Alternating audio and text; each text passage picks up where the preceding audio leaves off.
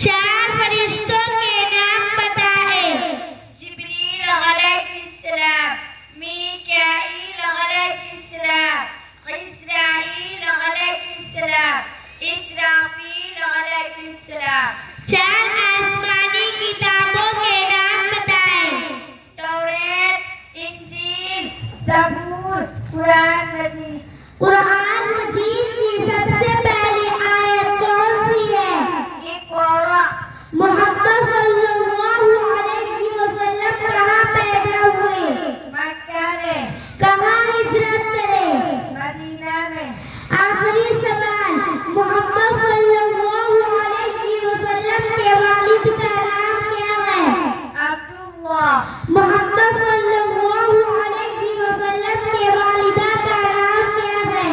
बीबी आमिना। अस्सलाम